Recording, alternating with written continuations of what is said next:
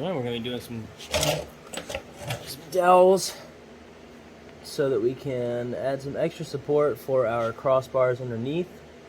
I've got a 1/4 inch oak dowel I'm going to be using. I'm going to be going in about 2 inches.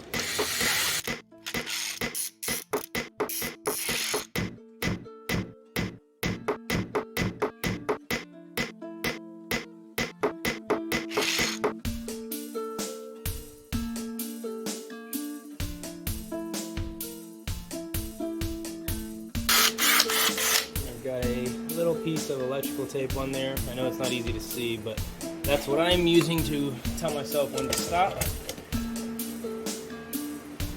Test fit. It's a little tight. I'm going to drill them out first. I know I have enough for at least 4.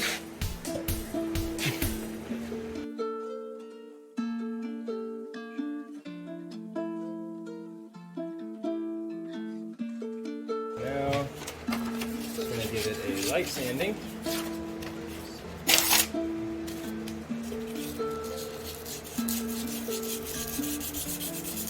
This is 150 grit.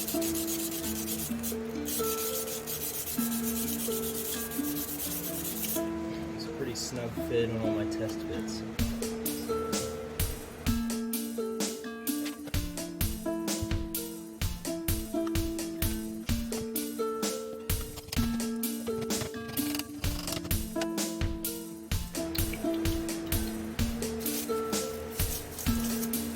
Paul Sellers trick for you.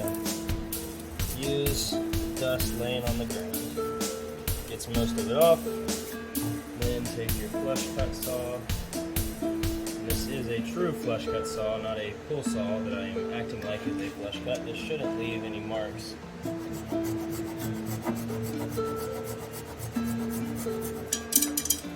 Only cuts what's sticking out. Perfect. On to the next one.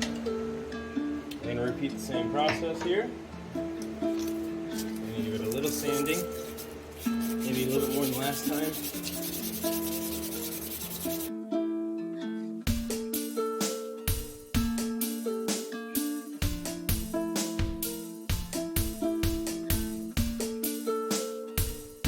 Shavings. It helps if you use hand tools to produce shavings, otherwise you'll have to use sawdust on the ground, which works, but if you use the wrong color, can leave a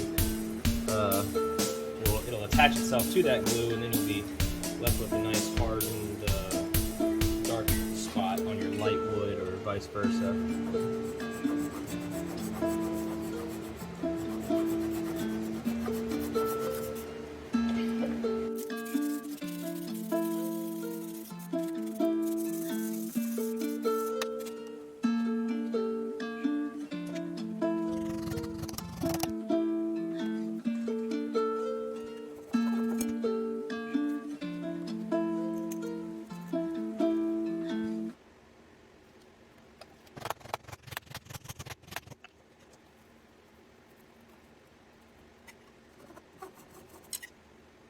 We have enough dowel rod to support these other 4 with the same rod, so that's good. I'm going to go ahead and finish these out, and we'll see how that turns out.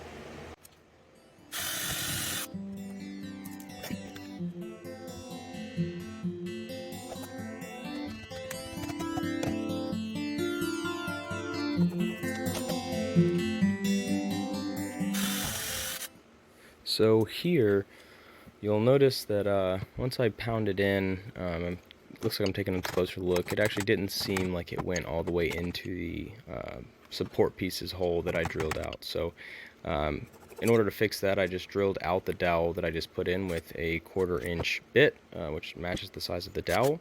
It turns out that it worked out pretty well. All I had to do after that was put in a new piece, which unfortunately didn't seem great, but did seem better than the first one. I might end up doing it again, actually, so we'll see.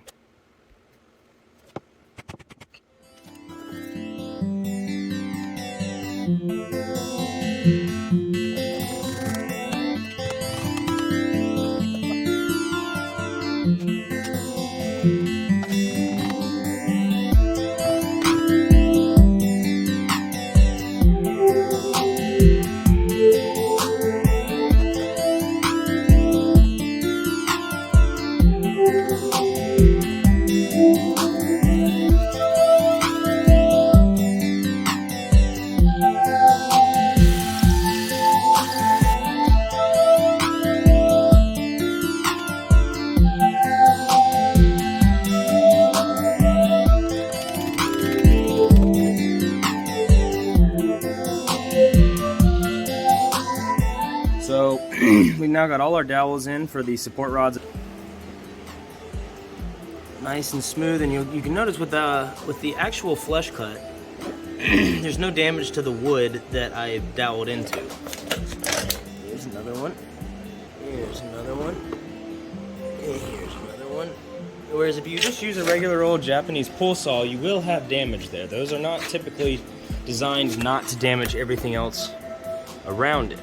Flush cut saws' teeth are set a certain way so that you don't have to worry about it. A regular pull saw does not take that into consideration. One side may be that way, but the other side might mar up your surface. So you want to be careful when you're doing that.